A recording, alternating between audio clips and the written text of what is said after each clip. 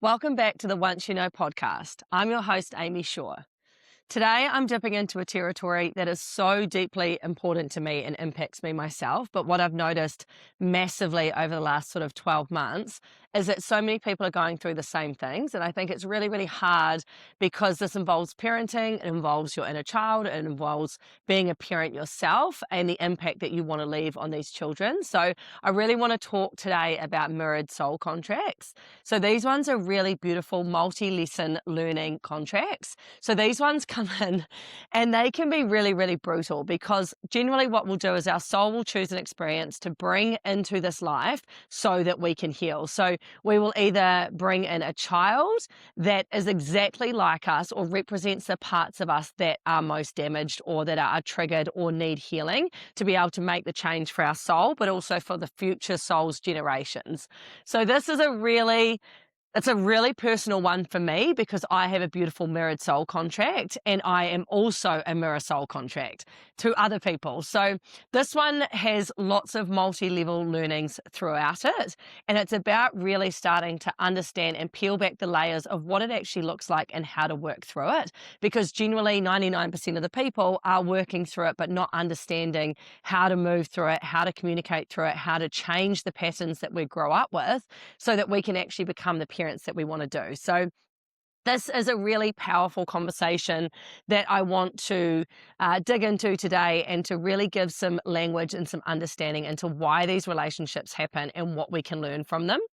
So the mirrored soul contract is a contract that we choose with another person or another soul to come into this life and to heal us. So what that generally means is this person is brought in to illuminate the parts of us that are unhealed. So with a child mirrored soul contract, it's probably one of the most hardest contracts that we will ever have because we love these people so deeply with every fiber of our being. However, we cannot control the trigger that we feel by being in their presence because what it is doing is it's holding up a mirror against ourselves to say, well, actually, this part of you needs to be healed or this part of you was damaged as a child. Now, are you going to choose to work through it and change the generation, or are you going to stay with the same patterning that you grew up with? So I want to dig into, firstly, there's two parts of it, is the mirrored soul contract child. So this child is deeply like you, or it is representing a part of you that was suppressed as a child. So these children come through for our biggest learnings, our biggest opportunities to heal by purely being themselves and representing the part of us that is damaged or wounding from one, our own childhood, two, how we show up in the world. So often you will love them so deeply and not understand why they're triggering you so much. So the reason they are triggering you is to really deeply understand what parts of your inner child is still needing to be loved, is needing to be healed so that you can step forward and be the parent that you want. Because in so many parenting courses and so many things that are out there online, it's like giving behavioral courses on how to be a better mother, how to be a better father, how to be a better sibling, all of those sorts of things. But actually, it's so much deeper than that. It's such a deeper level of learning that we need to understand that not one fit all approach will actually work with it. So the way that I work with mine is I've got a beautiful mirrored soul contract. And what I've learned and what I've understood along the time is that every age that I am most triggered from him, so whether it be 4 or 8 or 7, whatever those ages are, I go through periods where I'm like, oh, this is great, we're talking, we're getting on really well, like this is amazing, I'm not feeling triggered at all. And then he will hit a new stage and I'm like, oh my God, what is wrong with you? Be faster, be this, be that. Why are you being so loud? Why can't you think like this? Why can't you put this away? And what I've realized is the most damaged parts of my own childhood, or the parts that I was suppressed or I wasn't seen, or all of those sorts of things, which are normal and every single person goes through it, including my own children. So there's absolutely no judgment on my parents or their parents' parents or the generations before them. We are coming in as circuit breakers to change the direction of how we parent, but it's really, really hard because the way that they've done it in their mind is right, and that's the only toolbox that they had at the time to show up as a parent. So what that means is that every age that that child is feeling more inflammatory or you're more triggered by it is generally a part where you need to go back and you need to address that part. So for me, for my own personal experience, when I'm feeling like really ragey or I'm losing it about something, I'll actually go back and look at my child and go, okay, right, what age are you? okay, beautiful. What was happening to me at that age? And then I will actually go back and do the healing and understanding, okay, well, at 8 years old, this is how I felt and this had just happened. And I was feeling really disconnected from that. I was feeling quite isolated in that time. A lot of teachers were starting to say, you're too loud, you're too messy, you're too unorganized. Why can't you be on time? Why can't you just follow the instructions? So the damage part of me from my programming was generally from people around me giving their advice into how my brain works. So what that meant is that my beautiful mirrored soul contract has got a very similar mind to me. He operates under the same way. So he is then illuminating all of the parts of my childhood that I was actually really suppressed or angry or feeling grief or frustration or shame or embarrassment, all those kind of low vibrational feelings that you were feeling, to actually go, oh my gosh, he is only mirroring out what I wasn't receiving as a child. So then I have to go back to my inner child at whatever level or whatever age that was happening and actually heal that part of me so that I can show up better as a mum and I can see him and allow him to expand to his fullness without judgment, without suppression of my own wound. Because when we show up in that way, when we're yelling, when we're screaming, when we're dysregulated, when we're angry that they take so long, it is actually nothing about them. It is 100% about yourself, your own inner world, your own inner dialogue. So there's no real parenting program that is going to put you in the right track. It is about understanding, why am I triggered? What can I do? What age was it? What part of me needs healing? And then love yourself a little bit more. I think the most important thing through my lesson, because, being in the healing space, being a mother, being a woman that holds space for males and females, that does a lot of healing, holds the space for a lot of transformations, it's a really hard feeling to sit back in shame and judgment of yourself when you're like doing these amazing things and then you go back into your home environment and sometimes your old programming or your triggers will come out and you'll treat your child that way. So I think the most important thing that didn't happen in generations before us is actually acknowledging that it is your problem. It is not about the children. It is not about their shoes being long. It is a physical problem of yourself, and it's about turning that lens or that mirror back into yourself and actually taking accountability. So the first thing that I do in my household is I will go, okay, I'm feeling really frustrated at his behavior. Why is that? Then I will go back into the level that it is. Then I will try and heal that version of me or that inner child, or give myself a little bit of love and go, isn't it beautiful that he can be at his full expression when you never felt that you could? So I almost visualize him as me at that age. So that starts to then put the mirror back on yourself and you're like, oh my gosh, I'm so sad for my inner child that that's how she felt. So then I will give that same love back to him, and that starts to move through any of that frustration or any of that programming that I'm holding on to. The second thing is making sure that you communicate. So I went from almost not being a communicator at all, being really avoidant, not fronting up with my boundaries, people pleasing. I was really just not able to have conflict because I didn't know how to resolve it healthily. So now with my children, I am the first one to take accountability. I am the first one that I'm like, hey, I am so sorry that I showed up that way. I'm so sorry that I lost my temper or that I made you feel like you were any less because of the way that your brain works. I just need you to know that for me, I was dysregulated. I was feeling really ragey. I was actually feeling quite lost in myself in that moment. And I just want to acknowledge it's nothing about you. This is all about me. I'm sorry that I showed up that way. I'm still learning how to be a mum. I'm still learning how to love my inner child. I'm still learning how to show up properly. I'm still learning to go against what society's told me and how to hold the space for you. So these are the kind of conversations that I'm having with my 6 and 8-year-old boy. So now when things start to escalate, or our whole family gets dysregulated as a neurodiverse family, that happens, my sons are actually the ones that will call me out and go, Mum, you're actually feeling really dysregulated. Do you need to go and take 5? Mum, what is it about this that is frustrating you? Is there something that I can do that's going to help you? So again, it's about really flicking that switch back onto you and actually taking back that accountability, taking back that shame, that blame, that judgment, the feelings that we felt as children. It's about taking it back into your own self. So I will always say, this is not about you. I'm sorry that I lost my temper. It was about me. But what I also understand is that we're building resilience, that our children actually chose us for all the versions of us. So we would love to all show up as this perfect mum, this perfect dad, this perfect partner, this perfect environment that we grew in. But that's not actually the way that the world works. We're human, we have emotions, we get overstressed, we allow our nervous system to get dysregulated.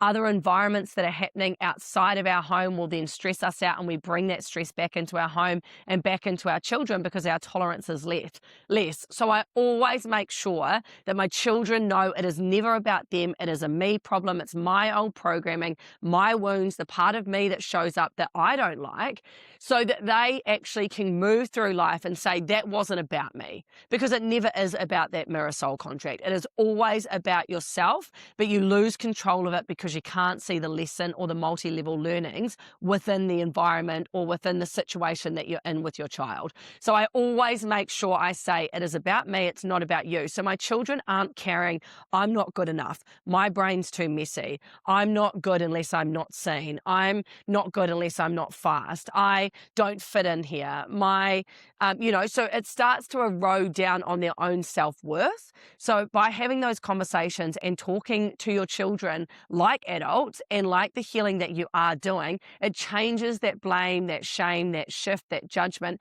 back into you, so your children can still express themselves. Because what happens if you're in an environment where you've got a mirror soul contract child and you're constantly putting your own wounds and projections onto them, their self-worth slowly gets eroded away. So in time, they start to pick up that negative self-talk, or mum doesn't like me unless I'm quiet, or I'm less likely to trigger mum or dad if I'm acting smaller, or I'm not as loud, or I can put things away quicker. So that will slowly start to program them, especially from 0 to 8 years old. That is where majority of our programming, how we show up in the world, how we show up in relationships, that first 8 years is really critical. So them having the accountability back on the parent, back on the wounded version that is causing the conflict, taking it off the child or taking it off your partner or taking it off your parents, whoever this mirrored soul contract is, it really allows the energy just to kind of transmute through it. It just becomes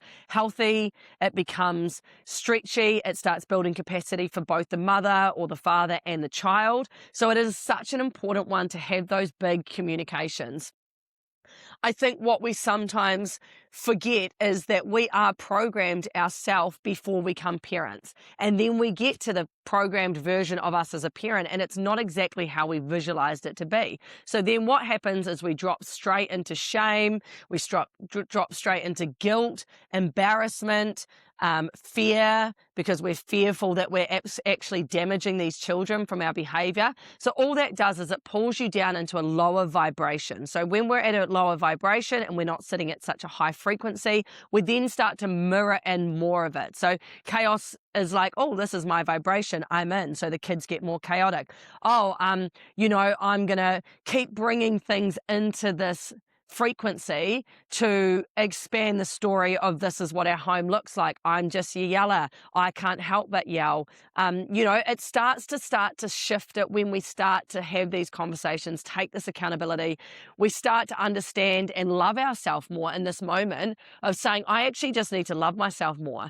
I also need to prioritize myself and pour from a place of wholeness. What I see in most mothers, and I've done it myself for such a long time, is that I had poured from an empty cup. I was in service to my marriage, to work, to my children, to all the parts of my life, because as a mother or a woman, that's what we do. But then I started to see that actually the version that was showing up in all of these environments was not great. They were not getting a good version of me. So I decided to flip the switch, really started to work on my inner child, the wounding that happened to her along, from teachers, from parents, and most of it, again, is not intentional. It is their own programming that they learned that then they pass down. So it becomes this whole pyramid scheme of just passing down this bad behavior, non-accountability.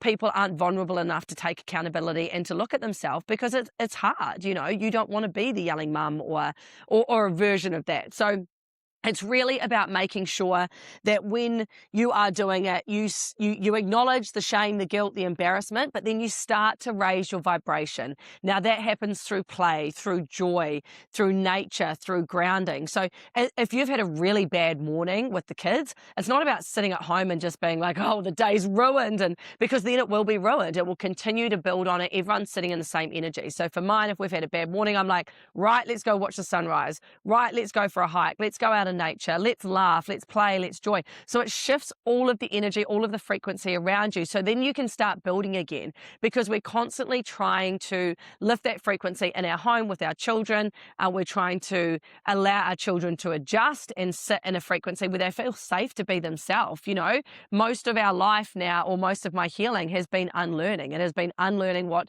everyone else's projections were of what my life should look like. Now I'm fully in the driver's seat, but I know finally that I can lift the vibration if I make the mistake, and that it is not selfish to pour from fullness, or to be whole, or to acknowledge that I have needs, that I want to dance and build a business and do that. And it doesn't mean that I'm not present for my children, because I'm actually more present than I've ever been, because I am coming from a completely different level of service, because I am joyful, I am a lot more happy, I am safe, I am peaceful, I've cut out any leaky energy. You know, you might go out and work with a client and you're completely drained afterwards. Well, it's out of alignment. You know, we should never walk out of an environment feeling drained. So I audit my environment almost weekly. Like, I'm like, if that person starts to drain me, I'm out. Like, I don't have enough in my tank to be able to give it to someone that's not valuing it. So I will go, okay, with love, I'm going to remove myself, maybe not forever, but this is not serving my highest good or my family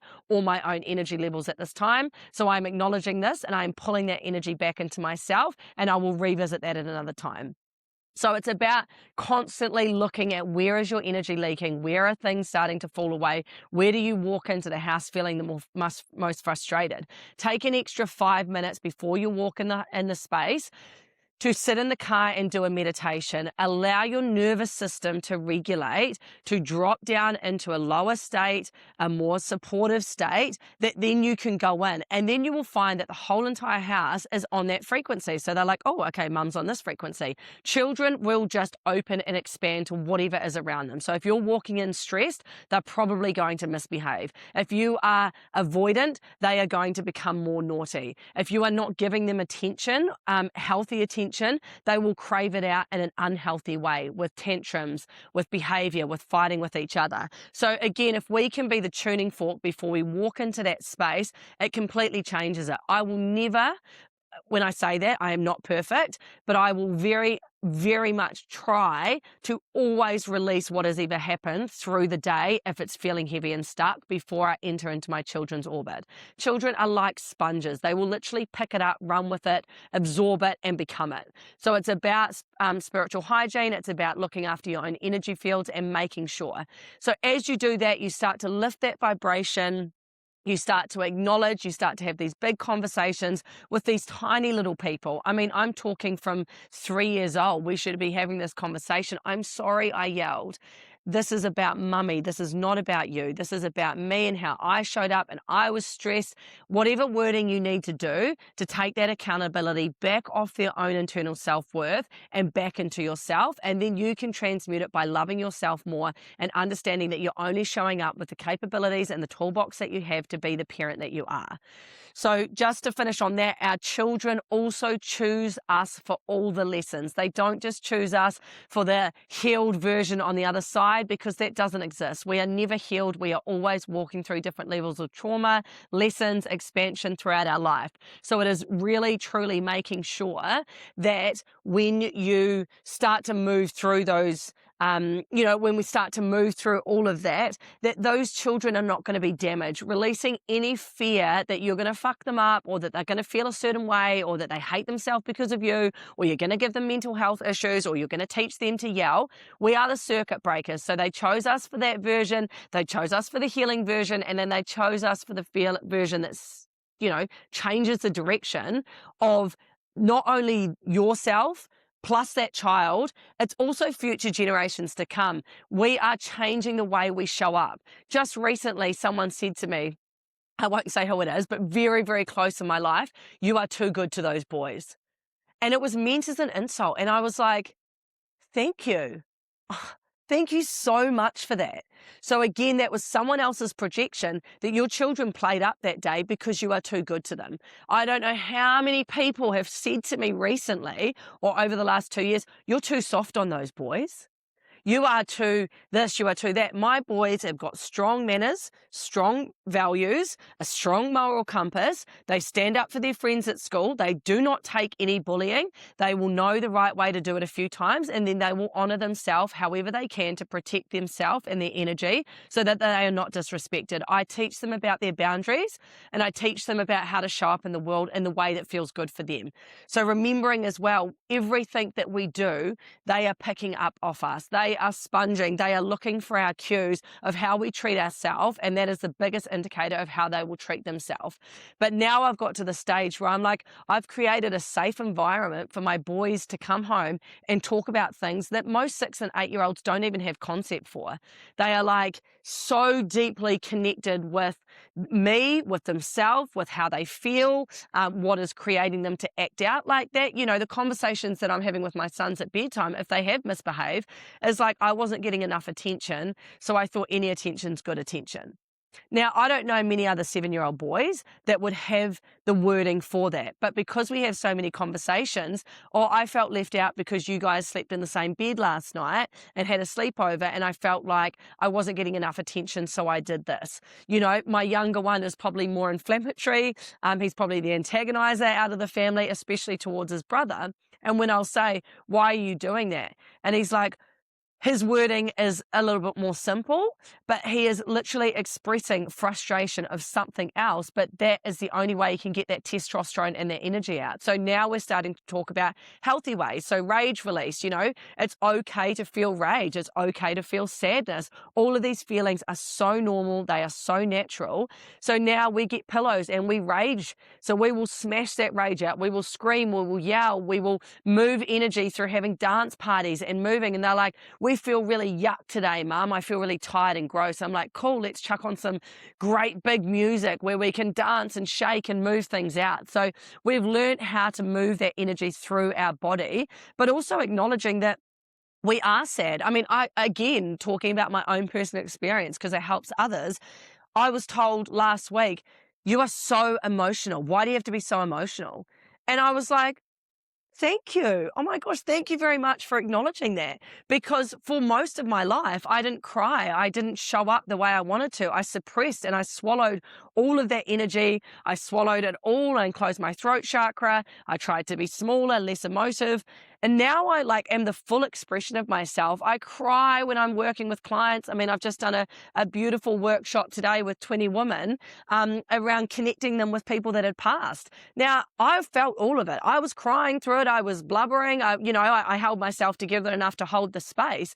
But I do feel those things, and I honor that. I feel deeply, and that allows me to constantly get out of my ego and step back into a place of service, of helping other people, because I do care. I care probably too much about the world and humanity and the people that are in my orbit. I really, truly care all the way down to every part of my body. Now, that used to be seen as a weakness or too vulnerable for me because I was running big businesses. I was working with, hundreds and hundreds of $1 million budgets. Now, in those environments, they're masculine led. They are very much directed from the masculine side of our brain or the logical side of our brain. But actually, I'm creating more magic. I'm creating more abundance, not only for me, but some of my big ticket clients. I mean, I do one-on-one work on healing, but I also do the biggest containers around business. And some of these companies that I'm working with, they are really, really big time. But what we're starting to do is actually go into that part of it,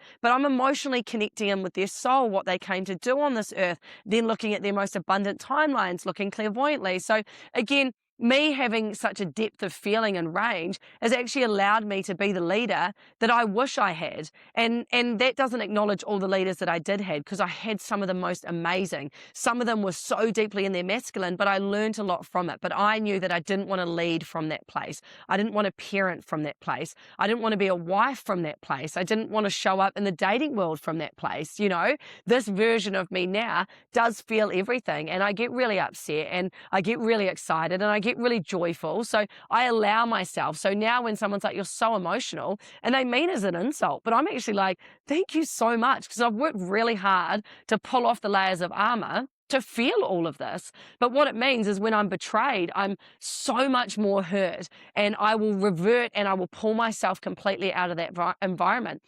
If I don't feel safe, I feel so deeply unsafe that I can't even show up in that environment anymore. If I feel emotional, I allow my body to sit with it, to feel it, to cry, to release. And then after that big cry, I'm like, God, I feel amazing.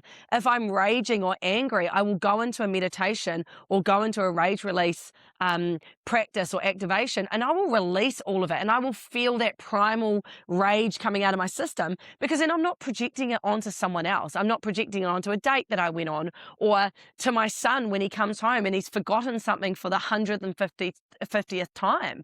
So it's about feeling it, but acknowledging that feeling those feelings, you're going to feel all the feelings. You know, I feel anxiety more if I'm running late, which I am 99% of the time because I've got time blindness, but I love my brain and all the amazing stuff that it does. So I also have to love the fact that I'm going to lose track of time. I'm never going to stay.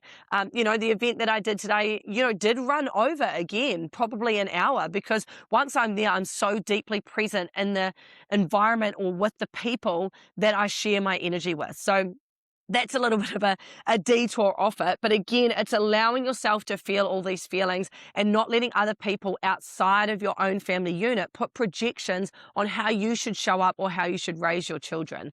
It's about following your intuition, following how you wish it was for you when you're a child, and gifting that beautiful lesson or that beautiful environment back to your own child. Is that not the most incredible gift that we can do? I mean, something like that, living in a safe environment over a holiday once every 6 months or something like that. And then in the home, everyone's screaming and yelling and disconnected, and you're not reading with your child or playing with your child. You know, it's about really flipping the switch and going, I actually just need to be more present, because children only need your attention. They only need it. We fill their weeks with sports and academics and, you know, out doing things. But sometimes they actually just want to sit down and play with you or go to bed and tell you their stories. I mean, that's like the most magical time of my life. And I can't always get it done because I'm rushing to get them to bed. And then I get into bed that night and I'm like, I really missed a big opportunity there to be able to check in with my children in a quiet space to understand exactly where they're at.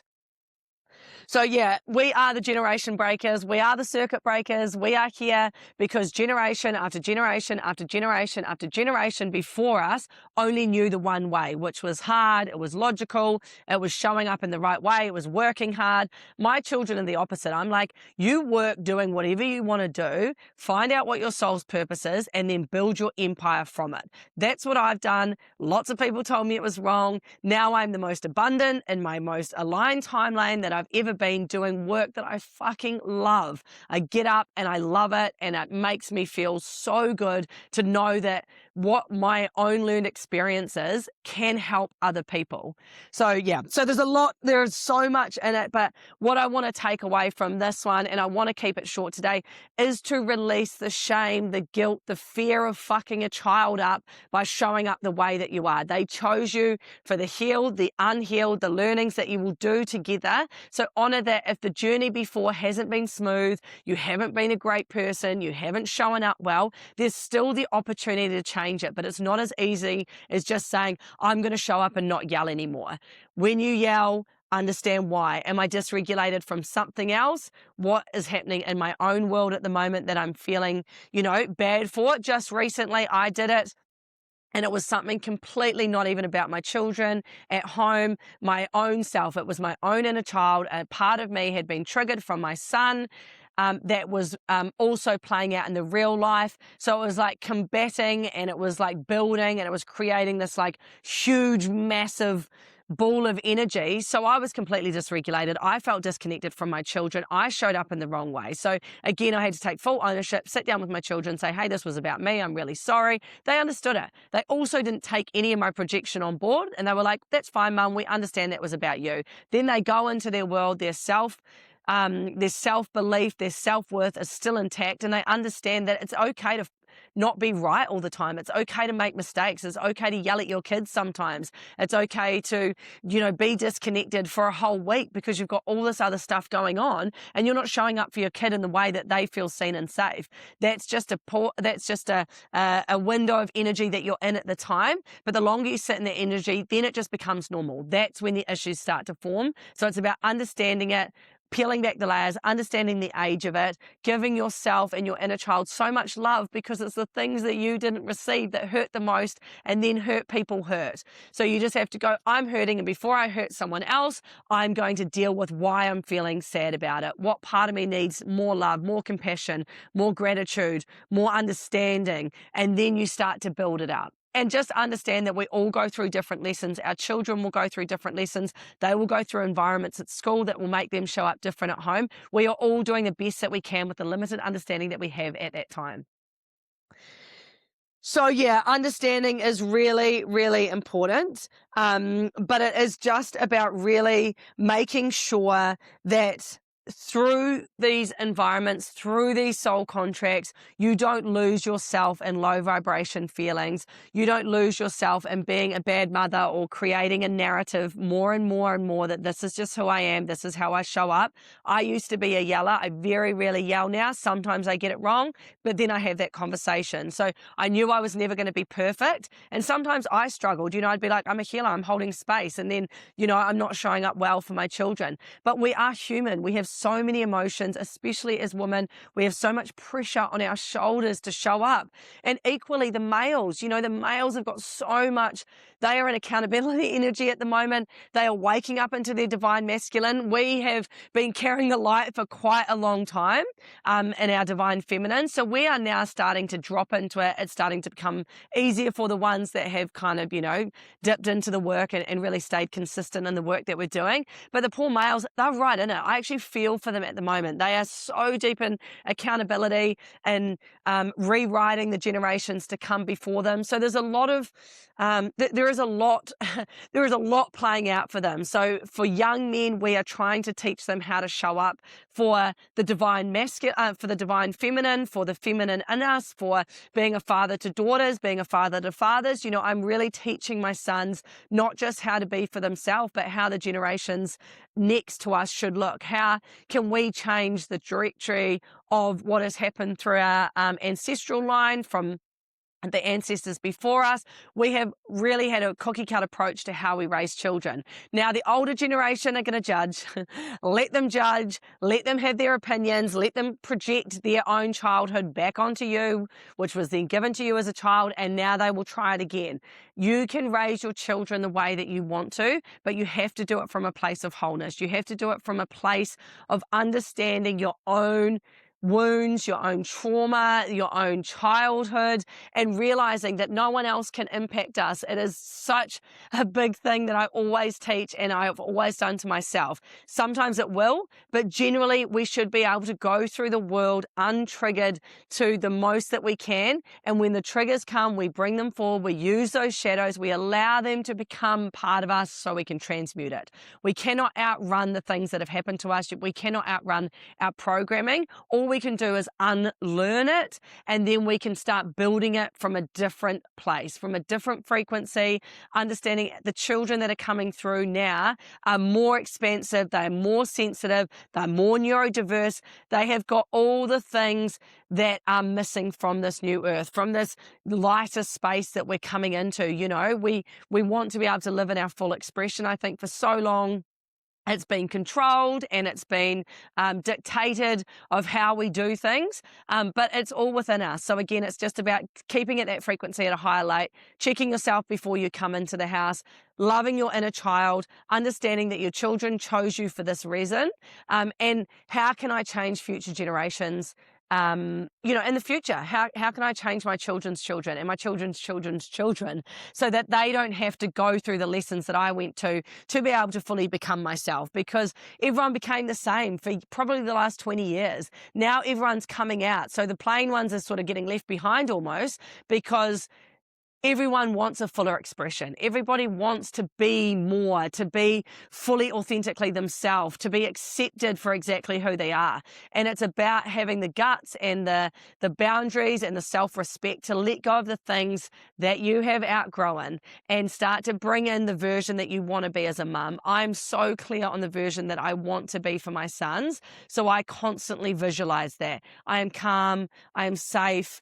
I'm regulated. I have worked through enough of my own wounds to be able to show up in the way that I can. I'm unlearning what dysregulation in my nervous system looks like. I'm starting to learn the signs of how my sons feel when they're getting dysregulated, so I can hold the space and try and, re-regulate myself so that I can show up in the best way possible.